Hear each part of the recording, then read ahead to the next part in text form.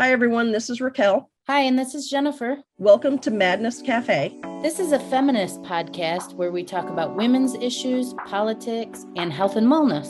And where those issues intersect. Hey, everybody. Welcome back to Madness Cafe. Today, we are joined by Ruth Whippman. Ruth Whippman is a British journalist and cultural critic.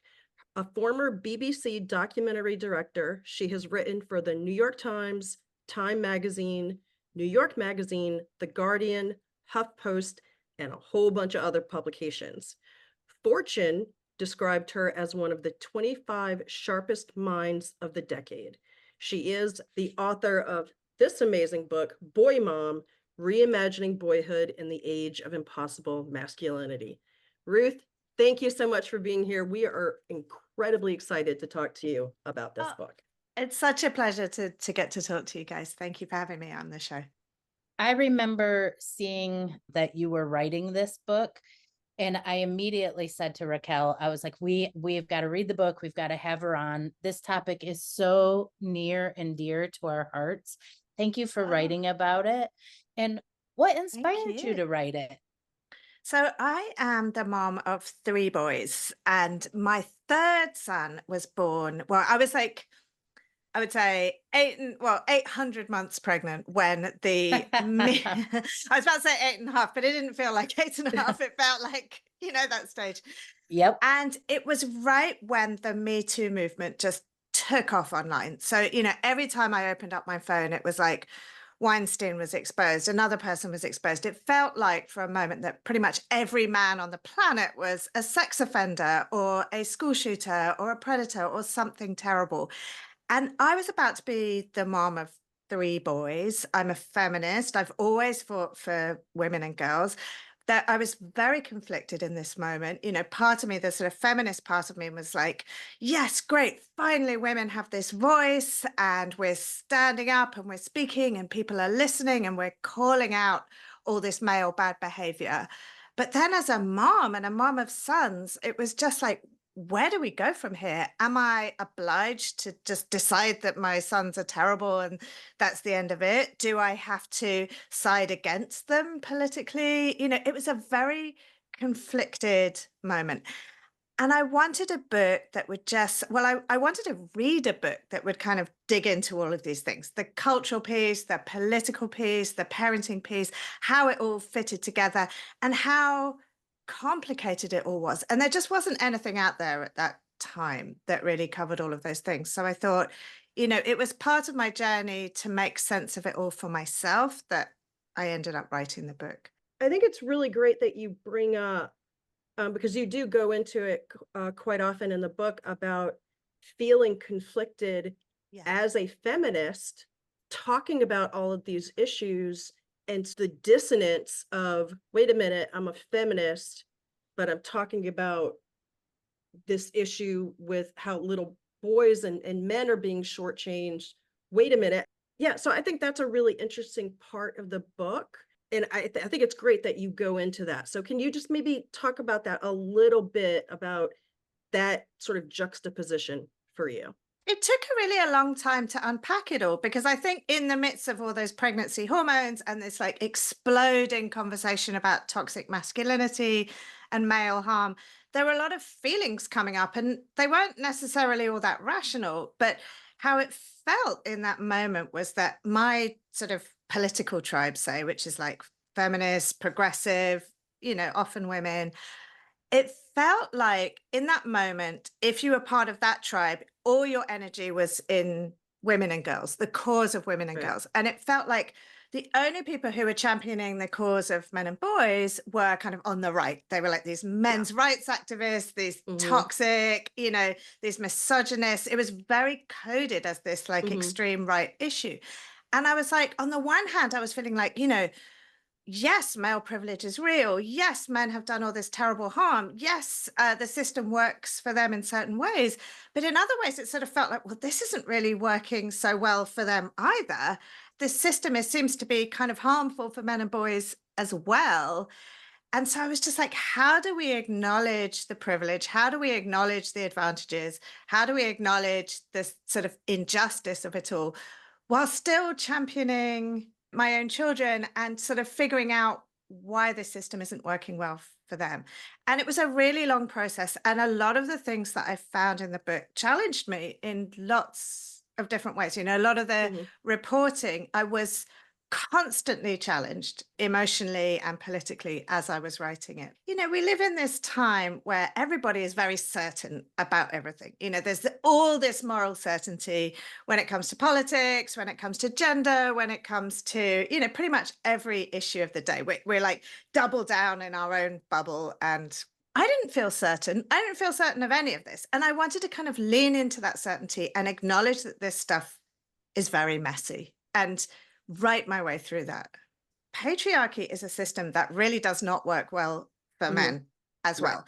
And a lot of the things that are written into that system, that men can't be emotional, that they can't be intimate, that they can't take full understanding or expression of their feelings, all of those things are very, very harmful to men as well. So it's not this simple case of like men are privileged, everything works great for them Right. and they win. So this is why it was so complicated, I think, to Mhm. just unpack it. It wasn't just a simple thing of like, okay, my job is to teach my boys that they're privileged and nothing else. I think it was to unpack all those contradictions and the sort of way that privilege and disadvantage intertwine.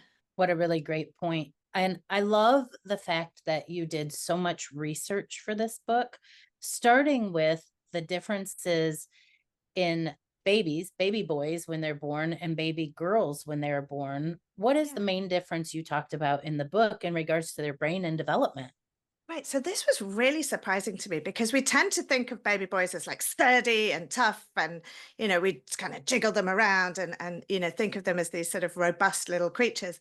But actually, a baby boy is born more fragile and emotionally vulnerable than a baby girl. Their right brain, which is the part of the brain which deals with emotions and attachment and emotional self regulation, a baby boy's right brain is about a month behind a baby girl's in terms of development at birth.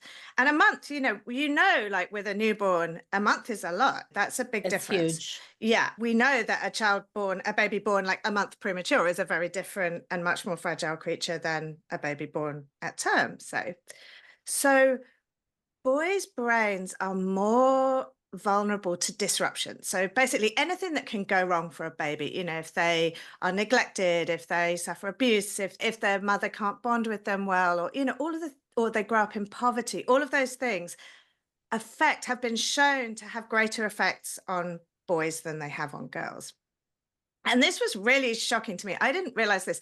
And when I found out about it, what I realized was going on was this kind of double whammy. So it's like baby boys actually need more care and more intensive nurture in those early months and really all the way through than baby girls do.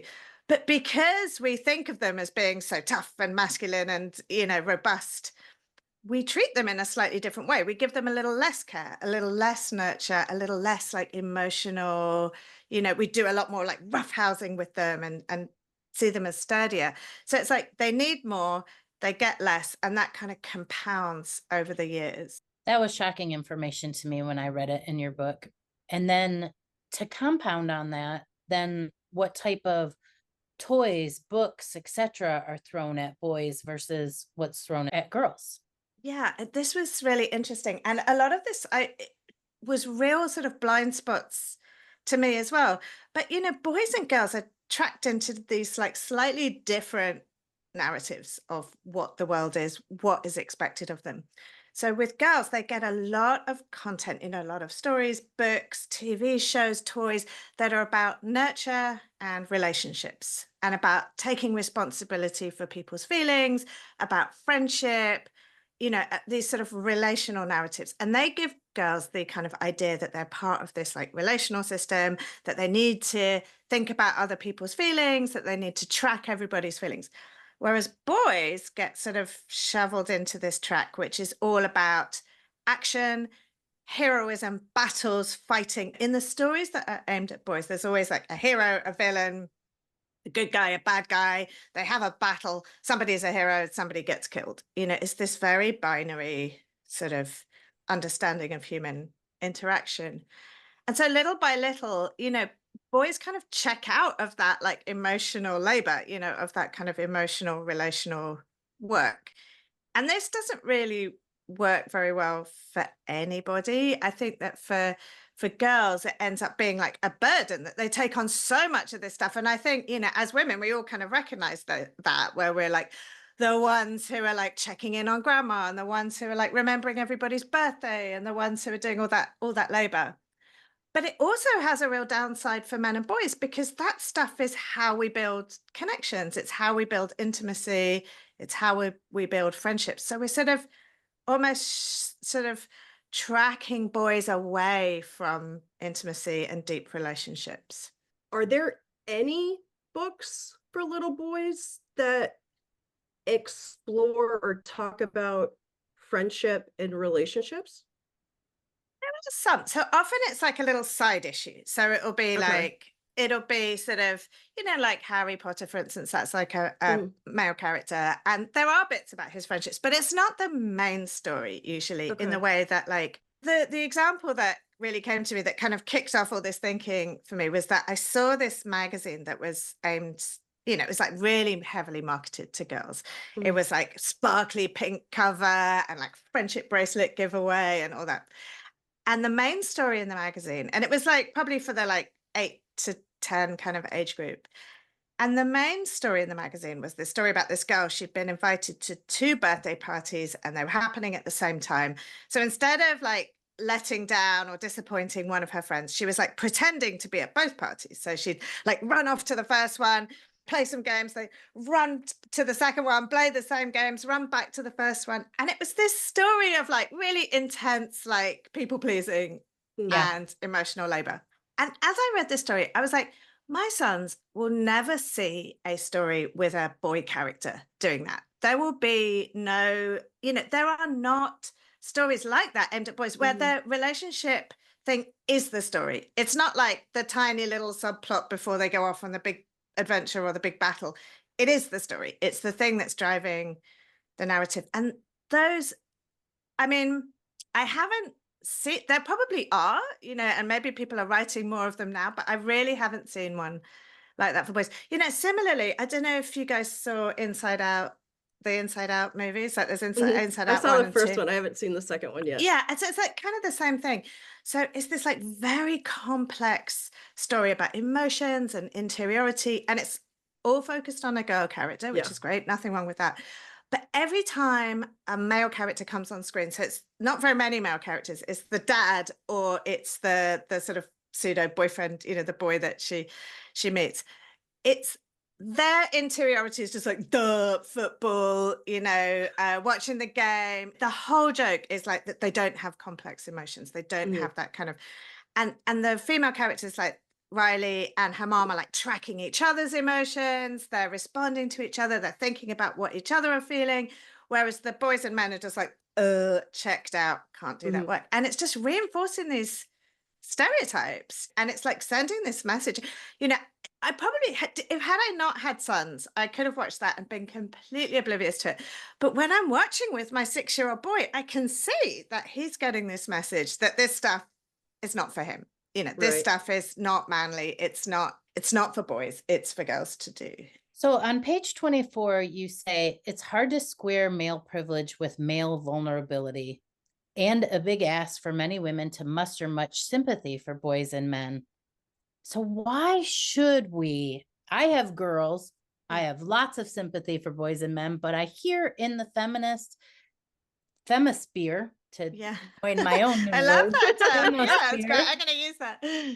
There doesn't seem to be sympathy for boys and men. So why is it important? And why in your book are you telling us that this is important, people? I think there's a few reasons. One is that it benefits everyone if we create healthy, emotionally healthy, well-adjusted boys and men. I mean, these are the people that we're going to be living with. They're going to be girls' partners and friends and schoolmates and colleagues and, but whatever. So it's in all our interests that men are emotionally healthy. Partly, I think we should believe that it's worth caring about everybody, every human, Mhm. however Mhm. privileged there are. But I think, especially when it comes to boys and men, I think we have this kind of logic where it's like the more privileged you are, the less you need our care and attention, which I think there's something important in that. It's not that that's not fair, but I think when it comes to the system that they're operating in, boys and men are actually like really deprived of a lot of care and emotional nurture and and sort of just that real sort of loving attention that girls get. And Mhm. so it's like they get privilege in one sense. They have a lot more access to power, but they have a lot less access to connection, emotion, intimacy, all of those kinds of things. So they're not privileged in that sense. Mhm. It's the opposite, it's disadvantage. So, I think we need to correct this. We become empathetic, caring people by being cared for ourselves, by other people empathizing with us. And if we don't get that, then we will never be emotionally healthy. And in your book, there are points where I see you writing about trying to kind of right those wrongs and still being in the real world with your boys, still having the hero and villain Yeah. story, still having video games and boys will be boys, and what did Yeah. someone say, boys are like dogs. Oh, yeah. There's a lot of boys that like dogs. Yeah. Mhm. So how do you how are you balancing that as a mother?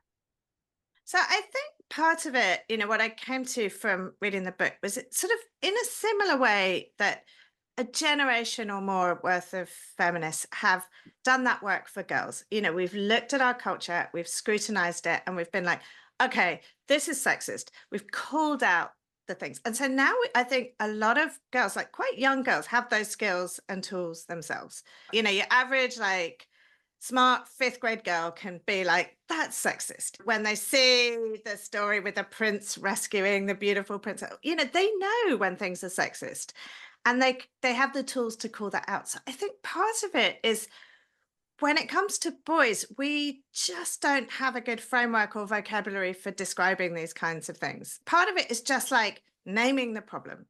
Where are we going wrong? Seeing it for what it is, calling it out, discussing it with our boys and saying it. I mean, like one really small example I give in the book is the buddy sweetheart thing. I don't know if you remember that one, Mhm. but Oh yeah. Mhm. Yeah. when I first realized this was that, so my youngest son was going off to kindergarten. It's the final chapter of the book. And he's like very small. He's 5 years old. He's anxious. He's got this giant backpack. He's nervous going into school. And there's this like male volunteer at the gate. And there's like two little girls in front of my son. And the big guy is like, hi, sweetheart, to the first girl. And then like, hi, sweetheart. And then my son walks through and his like voice goes down an entire octave. And he's like, hey, buddy. And like high fives him. And Mhm. in that moment, he's just communicated something really strong, which is that these girls, they deserve nurture. They're these like, he sees them as these sweet creatures that need help and support. Whereas he sort of masculinized my son. Mhm. He's a buddy, Mhm. he's a peer, Mhm. he's a big boy. He shouldn't be showing his feelings. He's just like communicated this whole like system of masculinity to him. And it's tiny. And this guy was like a lovely guy. It's not like he's some asshole that we need to Mhm. protect him from. He's this Yeah, he lovely, probably wasn't being malicious not at at all. all. He's Yeah. this like very generous, good-hearted guy who works in a school and is great. But it's just like over and over and over, we communicate these small differences and they add up. Until I'd started researching this phenomenon, it would have just passed me by completely. I wouldn't have thought of it. And so I think a lot of it is just seeing it for what it is and trying to correct for it. Mm. How do you try to correct for it for or with boys who are already, like of a certain age, like if they're already teenagers or, Yeah. grown men? Yeah. So I think that it's all the same thing. It's quite subtle. I think often with like parenting books and things, we want this like script, which is like say these exact Yep. sentences and it'll all be fine. And I think that that doesn't really work because everybody's relationship with their kid is different. But I think it's Sure. about just this sort of change in orientation to our relationship to our boys. So it's like seeing them as vulnerable, seeing them as children, seeing them as creatures in need of emotional nurture rather than these kind of like, I think we sort of have all these stereotypes in our minds about boys, which is like they're emotionally simple. All they need is like food and water and just like wear them out and exercise. But if we can see them as people that need a lot of emotional nurture, that we should be engaging with them on that emotional level, listening to their feelings, hearing them, protecting them, seeing them as worthy of protection and nurture, then that's how we do it. And we do it in our own words and in our own way, depending on our relationship with our own son. I saw this thing on Instagram this morning. It was, I don't know if you've heard of the girl dad phenomenon. Oh, yeah. It's like Yeah. the sort of equivalent of the boy mom. So I Mhm. saw this really sweet video of this dad, and he had these two daughters, and he was like, the video was like, oh, you have to give your girls all the nurture and fill their heart with love and with protection so that they will always see men in this, as I can't remember exactly, I think it was just like the idea that they would have a good model for what a man was in their life Mhm. and that they need, Sure. you need to nurture them, you need to be sweet with them, and all this lovely video footage of him like hugging his daughter and like comforting her and all the rest of it. And I was like, great, wonderful. But I would love to see that same energy coming from dads to boys as well. Yep. Mhm. The way that dads tend to be with boys is like the hey buddy. It's like, hey buddy, and like they're wrestling and they're roughhousing. And it's often from a really loving place, but it's a Mhm. very different kind of place. Mhm. Ooh, that was a lot. One of the things I'm really interested in talking about as well is, well, there's two things. One, you went into the world of incels, and Yes. also you had talked about how the girl power seems to be backed by the left or by the feminism, Yeah. and boys seem to be backed by the right Yeah. and the moms groups. And I'd like to hear about I forget the name of the group, the Title Face. Nine. Yep, face. Those two, the incels and the Oh, face yeah. group. Oh, Love to yeah. hear about that. So there was a lot of like really interesting and challenging reporting that I did in this book. So the first one that I think you're referring to is that I spent a lot of time like in the manosphere, as it's called, these Mhm. like toxic online spaces that I think pretty much every mother of boys is terrified of. And the incels in particular are this group. I don't know if your listeners know about them, but it stands for involuntary celibates. So they're these Mhm. either sort of adolescent boys or young men generally who don't have sex. They feel excluded from that kind of connection. They're normally very lonely, and they've joined these groups that are often extremely misogynistic. They have all this like violent language, that they're like Mhm. very toxic spaces. And at their sort of fringes, they've actually been involved in some real like mass violence. Like it's the type of character that you see in these school shootings, the loner, the sort of emasculated loner guy who's on the internet all the time in these like far right spaces. That's the extreme of the movement, but it's much wider. So I spent some time in their like online forums, and I spent quite a long time actually really going deep with a couple of guys from that movement, going really into interviewing them and like trying to hear what was going on and how they ended up in where they were. And it was very challenging and it was very interesting. And what I realized was just at the heart of it, these guys were just so lonely and lacking in belonging and just so sad and depressed that they were kind of seeking out that kind of connection in the manosphere, in these spaces, and because they weren't getting it elsewhere in their lives. There's a lot more to it. And I think you can see there's sort of very extreme versions, but of similar trends that we see all the way through society. They weren't just these like utter freaks that had nothing to do with anybody else. They were just like a very extreme version of some of the trends that we're seeing with young boys generally. And so that was pretty challenging to see. And I sort of realized from talking to them that these guys actually just need a lot of help. They don't really need our condemnation so much. There's all these pushes to like call them terrorists and sort of marginalize them further and not allow them to talk. And I think that's the wrong direction. I think we would do better to do more listening to these guys and just finding out what is hurting them so much. So that was one part of it. Then the second part of your question was about the FACE conference, right? Yeah. Yes. So I went to report on a conference that was for boys and their families, and where the boys had been accused of campus sexual assault and had usually been like ensnared in a very complex system of like just the Title IX system in their university, where they'd often been expelled or suspended and gone through that whole process. And that, I have to say, was the single most challenging, confounding, complicated emotional experience I had reporting the whole book. And I kind of urge people to read it, because it's the kind of thing that when you talk about, it's really hard to get all the nuances across. It's a very fraught issue on all sides, and it's something that people feel very strongly about, rightly so. But yes, I would urge people to read it. But it was really challenging. I went into it with one set of assumptions, and I came out of it really unsure about a lot of things that I'd held dear. Just so people know, FACE actually stands for Families Advocating for Campus Equality.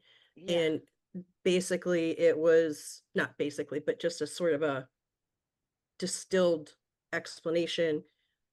It's basically parents in support or advocacy for their sons Yes. who had been accused of some sort of sexual assault or sexual abuse or some sort of Yes. sexual misconduct. Right, exactly. Yeah.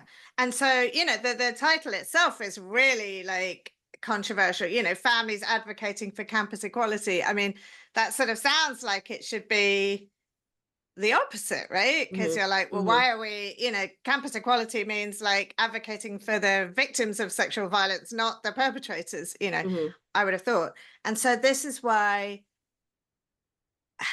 it was such a complicated experience. I went into it with like very much the belief that when it came to cases of sexual violence, believe women. There's no such thing as a false accusation, that where there's smoke, there's fire, all of this. And I came away with a much more complex picture of what was happening. But I kind of encourage people to read the whole thing, because it's such a journey. And I go back and forth so many times, and I hear all these people's stories, and I wrestle with it. I mean, absolutely wrestle with it. It's not a straightforward thing at all. I think that's what's so beautiful about your book is it's very human, and it does talk about the complexity of these issues. Of course, the people in that group are mothers of these boys, or fathers as well, parents of these boys, wanting to believe what the boys are telling them. Maybe some of the boys are telling the truth. Maybe some of the boys aren't. Maybe there's there's nuance in what the girls thought was happening versus what the boys thought were happening. I mean, I've found that in my own dating life. So it's clearly could see that with teenagers, right? Absolutely. And I think we've got to a point where, we don't give boys this good relational education. We don't teach them how to track what somebody else is thinking or feeling, all the stuff we talked about right from birth, so they're not really skilled in that sort of subtle picking up on cues, picking up on body language. I think we have applied this like very authoritarian system to something which is actually quite complicated, and and it's so politically fraught. But I think that we need to start seeing all of these people, and this thing in general, more as a like child welfare, sex education issue, rather than a like sex ed. Yeah. Rather than this like system of authoritarian punishment, which is just like lock them up and throw away the key. It's very complex. It's very complex and nuts. And I think we've got to the point where even suggesting it's very complex becomes even in itself a betrayal of feminism. And so this is why it's so hard, It's very, very hard to talk about. And it goes back to what we were saying at the beginning of this interview, which is like, we're living in a world where everyone has this incredible moral certainty about everything. You know, in the culture wars, it's like, I'm right, you're wrong, I'm not going to listen to a word you say, whatever, you know. And I think that is just, I realized as I was reporting this book, you know, just how little those narratives serve us, you know, Mhm. in general. Yeah, I think what this is highlighting is that we need to have more conversations about all of this, and we need to have more balance Yes, in all of this. I And agree. one thing that kept coming up for me is that we need to redefine some things. Definitely, we need to redefine masculinity, right? It needs a much broader definition. You Right. know, it needs to be broader so that it can encompass all of these things, so that Yeah. masculinity can be defined as a full, actualized, complex, with depth I person. know. I think we also need to have the conversation about shame too, because Yes. you brought up in the book that there are things that these boys, these men are feeling shameful about, you know, about expressing emotion or talking to their friends about what's going on in their lives, or for their Mhm. friends to say, yeah, you know, my parents are going through a hard time and this is hard for me. That then the kid feels shame about expressing that. Mhm. Yeah, we as a society have a lot of work to do. We really do. And I think, you know, one of the experts that I spoke to said this line, which really stuck with me, which is like, shame is a core emotion for men, which is, you know, we police men's masculinity. They have to live up to this standard, you know, as I say in the book title, Impossible Masculinity. The standard's impossible. Nobody Yeah. can meet it. And then there's this like shame cycle where they don't meet it and they constantly feel on edge. I would prefer that we actually threw out the whole language of masculinity altogether. You know, when we're talking about men and boys, we always talk about masculinity, you know, positive masculinity, this masculinity, that, but it kind of almost ends up reinforcing the fact that they need to be masculine in the first place. You know, we don't really talk about like positive femininity. We kind of know that that's like a little bit sexist. You know, we know that femininity comes with this sort of baggage. So, and Mhm, we're quite adept at saying we don't need to sort of assume that they have to be feminine. They can be whatever they want. And I think with masculinity, we're so scared of breaking away from that framework. We're so scared of like emasculation for men and boys that we just can't see outside of it at all.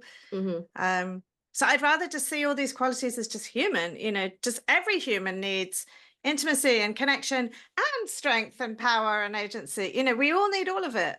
mhm, Well, truly, we all are a balance of masculine and feminine, Right. but we only seem to recognize what we outwardly appear to be. Right. That's so true. And like every person we know has all of these things in them, right? mhm, mhm, Right.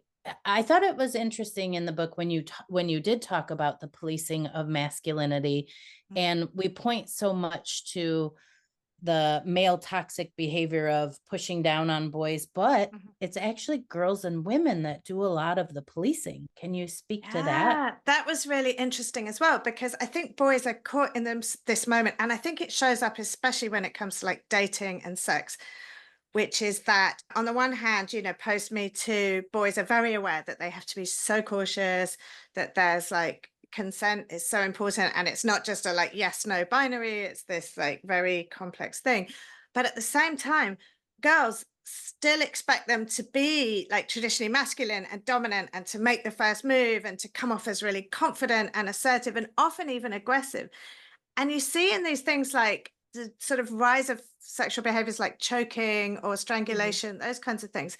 You know, often you would think that this is something that this is like boys pushing on girls who don't really want it. But when you look at the data and like Debbie Herbernick, who's done a lot of this like research into it, it's really that's not that simple. A lot of girls expect boys to do that. And if they don't do it, they like call them out for not being masculine enough. You know, they're like, oh, well, he didn't do this stuff. And a lot of boys feel reluctant to do it. So I think we have this like image in our mind that it's like all boys are like forcing all these sex acts onto all girls. And but actually, you know, it's this really complicated thing where, and also girls and women, they might feel politically that what they want is like a boy who is like sensitive and empathetic and emotional, but maybe sexually they want something different.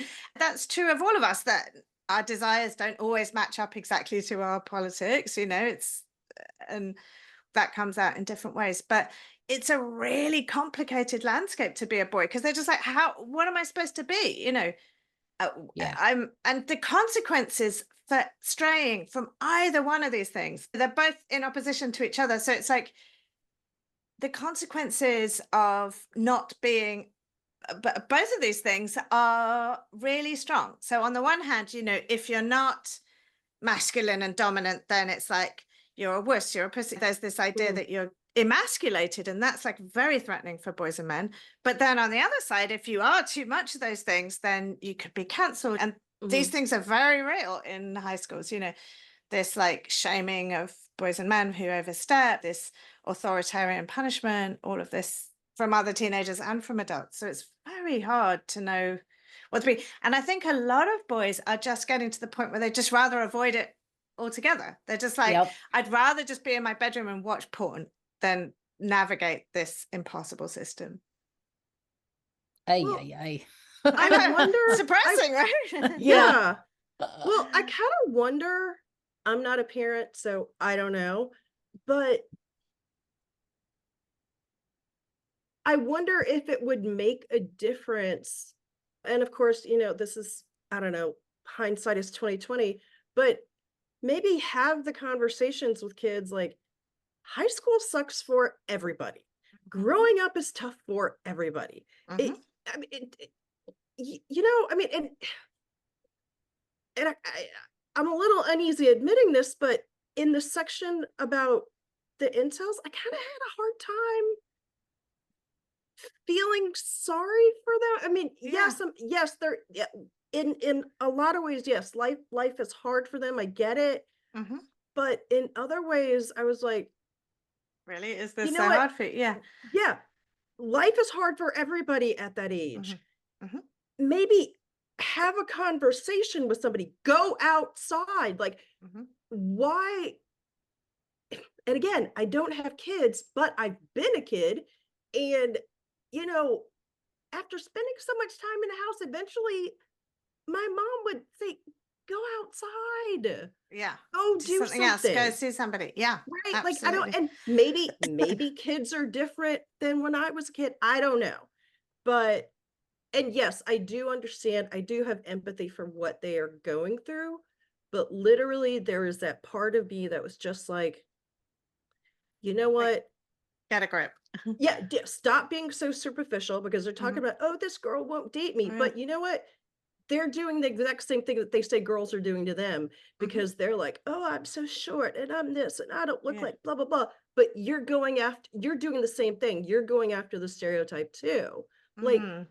come on. Yeah. No, I mean, it Go beyond was, the superficial. Sorry, that was just my yeah, I mean, it's really, I I love know it what when you you mean. rant. No, I mean, I think there's a lot in what you say. And that's why this stuff is really hard, which is Mhm. just like, yeah, it's very easy to feel in this, like, absolutely as you do. It's just like, oh, for God's sake, sort yourself out. Don't go down this path. Get a grip. And there's like a lot of like really repulsive ways that they behave, and that they things that they believe. And it's just like no trauma justifies that, no Yeah. like disadvantage justifies, and it's also like, you're sort of like, well, look, women are often like shamed for their bodies, and they are disadvantaged in all of these things, and they don't start becoming school shooters, or like, that is all very, very real. I think that there are some really specific pressures of masculinity that get so twisted up in these stories. They get so twisted in the mix that Mhm.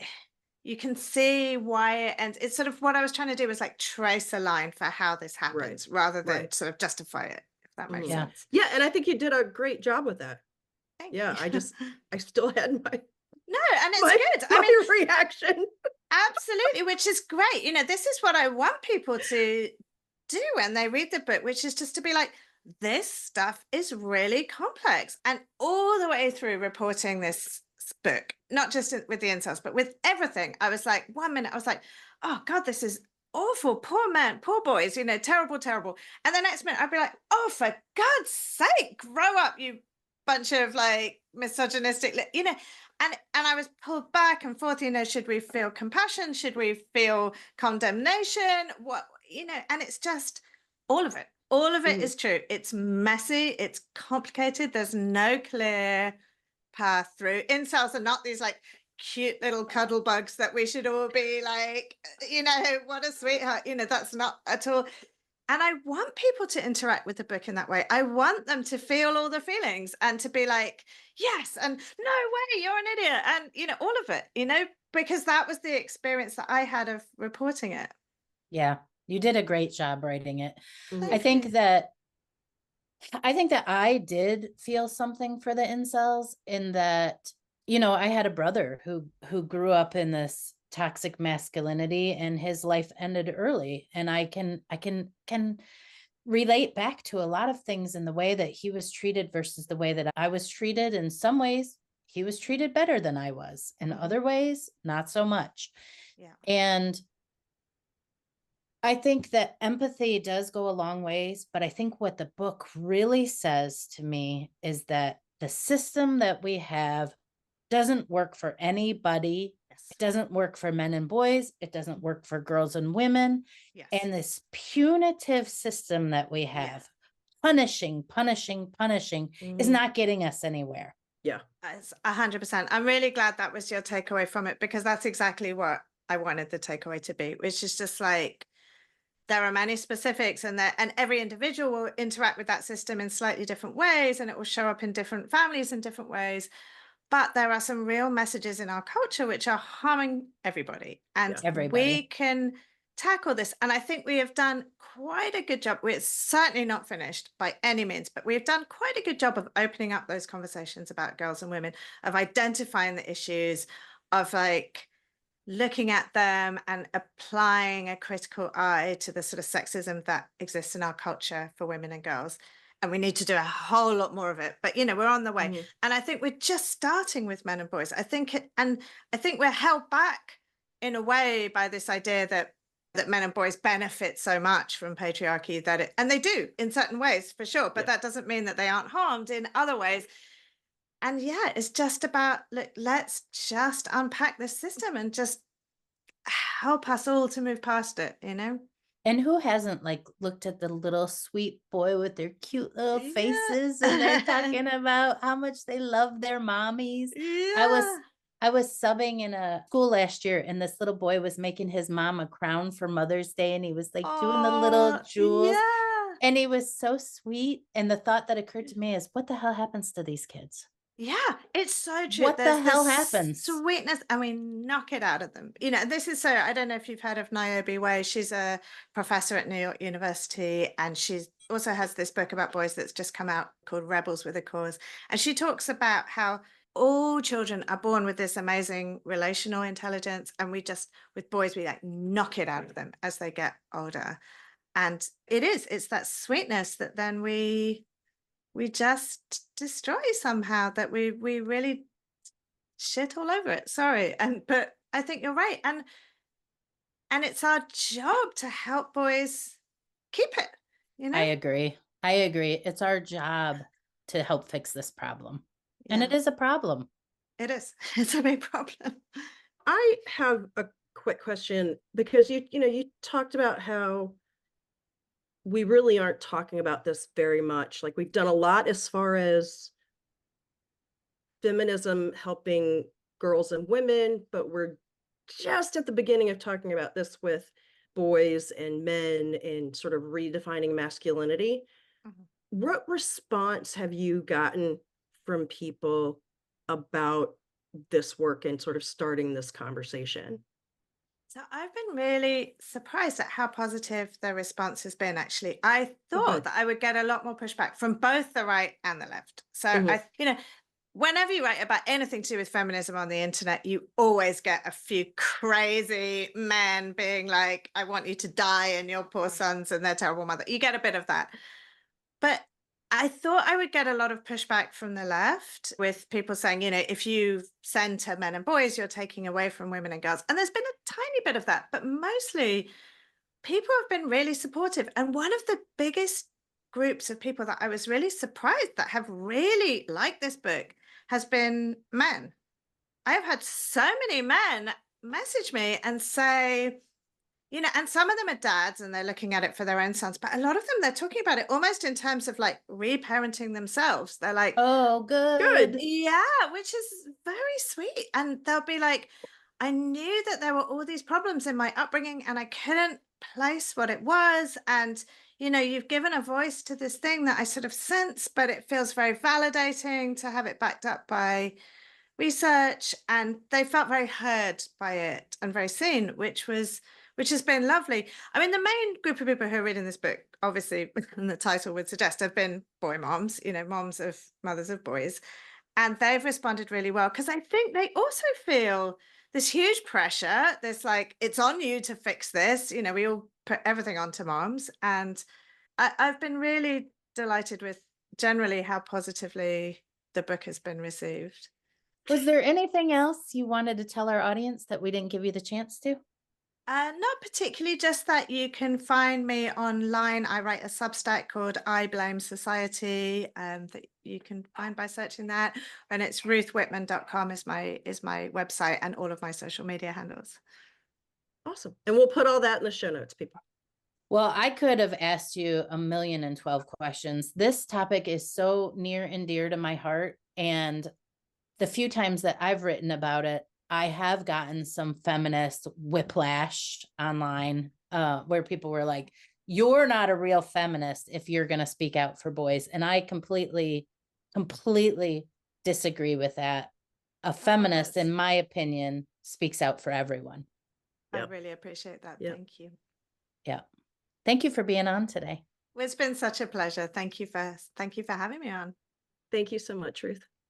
Bye-bye. Bye. Are you ready to recap, Raquel? Sure. What are your thoughts? I think maybe my takeaways are a little bit different because I'm not a parent. Could be. Yeah. And I kind of wondered about that as I was reading the book too. And I wonder if, but by the same token, I was wondering for parents who only have girls, is their reading of it different than, say, like Ruth being a mom of just boys, or, a parent who has both boys and girls. But I do fully believe that boys and men have been kind of left behind. They kind of have gotten the short end of the stick in that they don't have the same they aren't allowed to express the full range of emotions and the full range of experiences the way that women are allowed to. And I think that's just, it's not fair to them. And then by the same token, we don't get to know them as fully actualized people. So it's shortchanging us too. Yeah. Well, okay. You said a lot there, so I'll try to respond. I don't think that boys and men were given the short end of the stick. I think that boys and men were given one short end of the stick, and girls and women were given another short end of the stick. And patriarchy stands with the big, whoever is benefiting from patriarchy, which is probably capitalism and people in power, and the white men at the top. But other than that, I think the majority of society is actually suffering from this. And we can see it in relationships with men and women. You can see it in my own attempted relationship that I've been trying to have over the last several months. And even when I was on online dating as a feminist, I would talk to my friends and they would say, well, if the man doesn't pay on the first date, then I'm not dating him again. right? That is Mhm, just the mhm. beginning of what we Yeah, expect from men. yeah. Why do we expect that if we're feminist women who have our own jobs and Mhm, et cetera, et cetera? But I mhm. don't know. I don't know the answer to these questions, right? Is it Yeah, traditional that a man pays? Should a man pay? I don't know. I yeah. got to the point where I wanted to go Dutch everywhere I go. Mhm. But Dutch also doesn't seem like a union in some ways. Right. So I don't know. I don't have the answers to that. Yeah. The second thing, our listeners know, I'm a girl mom. I have Mhm, girls, right? Only girls. My brother and his wife, they're boy moms. They have 2 boys. mhm. Every year we vacation together in Cancun. The girls and I, we stay upstairs. The boys and their family stay downstairs. Our room is always peaceful and nice. And the minute the boys get up there, people are falling off the edge of the mat. Food is getting spilled. Somebody's yelling at somebody. A fist gets pulled over here. Chaos ensues. Yes, they've grown up. Yes, that doesn't happen so much. But when they were little, we'd go, girls, brace yourself. The boys are coming. There's no joke to that. Yeah, no, I get it. Whether that's wired in their brain or whether that's the way we raise boys, I don't know, but there Yeah. is definitely an energy difference in the room. Mhm, mhm, I do think one of the reasons that women are not finding partners in this world has to be with the way we're raising boys and through patriarchy and through this. Every man has to be a hero mhm, mentality. If mhm, you read all books about being a hero as you were growing up and thought, I have to be the hero, what if you're not? What mhm, if you're not? What if you're not a mhm, hero? What if you don't what if you don't feel like being a hero? What if you're more like you want to draw every day? mhm, I can say in this house with girls, it was okay for my girls to not play sports, to bury themselves in books, to write. And if they wanted to play sports, that would have been equally celebrated. I mhm, don't know if the same could be said for most boys. Obviously, there's lots of families that value that in boys, but mhm. for most boys out there, sports are pushed. Yeah, Sports. Hero and villain, hero and villain. And I have yeah. to think that some of this, maybe she said it in her book, I don't know. But as I was reading it, I have to think that if you can't be the hero, maybe the second best thing is to be the villain. At least Right. At then you're least then you're in the immortalized. book. At least then you're in the book. Yeah, Well, Shooter is the villain, yeah, right? yeah. Some of these young boys that are on they're not even young boys, some of these boys and men who Mhm. are on what's the celibacy stuff Oh, called? incel. On the incel forums, maybe they're thinking, if I can't be Chad, maybe I'm going to be the villain. I Right, don't know. Because right. their behavior is sort of villainish in some Yeah. ways. I I do wonder how much of it, and again, there is no easy answer. This is not simple. It cannot be distilled into one sentence or one solution, No. but I wonder w- where were the parents? And I'm not blaming parents. I'm not. Parents have a hard enough time, right? Especially parents who, well, any parent, because I can't imagine raising a child in any way is easy. But what do the parents do? Like, what are they talking to their kids? Are they having the conversation, like, what is happening with you? Go outside. What are you feel? But then again, you know what? The parents caught up in the same, Yeah. you know, Yeah. I don't, dichotomous thinking about masculinity and femininity too. So yeah. I don't think it's that I simple. I don't yeah. think it's that simple because, for one thing, parents are working. Yeah. Like when Yeah. I look back at raising my 2 girls, and I just maybe got the luck of the draw that I have sweet young girls that like to follow the rules and Mhm. follow all the not feminist, feminine Mhm. characteristics that we assign to them. They made it Mhm. kind of easy on me, right? Yeah. But I was working most of the Yeah. time. Yeah. They were going to school. They were reading books. They were in some ways being raised by me, by their father, at daycare, in the school system, reading books, watching movies, on the internet. There's no way we can call this a parental problem. Yes, parents need no. to. And I'm not saying it's a parental. But yes, parents need to educate themselves, and yes, they need to be there. But it really is a society problem.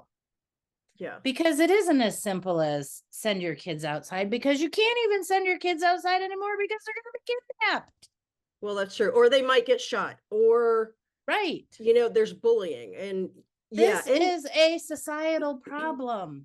This is why, as patriarchy falls and needs to fall, we need to be thinking about how do we build a different system so we don't just recreate the same thing.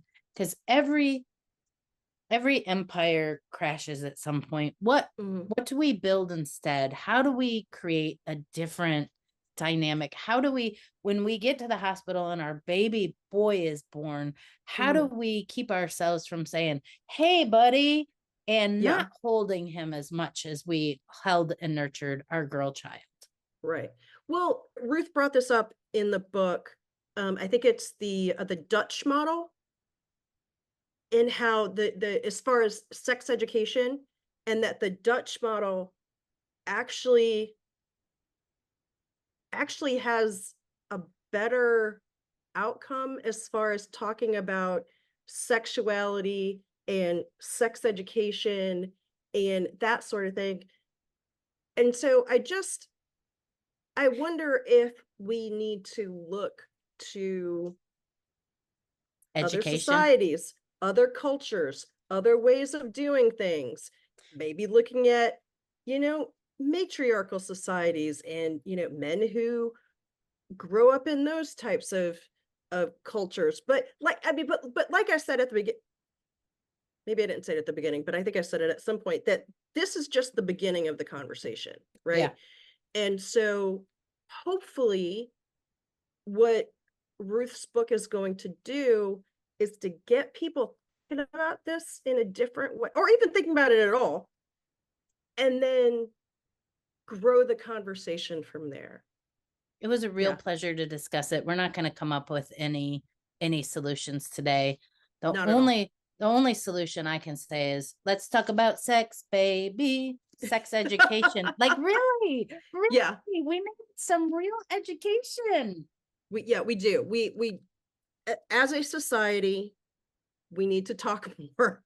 We need to talk about it. We need to talk more, and we read. need to and read more, and we need to consider other viewpoints and think about other ways of doing these things. So thankfully, Ruth has written this book to help people maybe start having the conversation. And maybe this polarization, boys versus girls, women versus men, left versus right, Republican versus Democrat. Maybe this isn't, like, I think looking at this Title IX issue, which we'll have on another episode very soon, maybe one of the key factors here is like this polarization is not helping, and the society where it's like punitive, punish, hammer down, it's not working. Yeah, have the conversation, people. Read Ruth's book. Just start thinking about it. Bye, Raquel. Bye, Jennifer. Thanks, everyone, for listening today. We will be back with more Madness Cafe next week. You can find us on Instagram at Madness Cafe Podcast, or email us at madnesscafepodcast@gmail.com. Bye.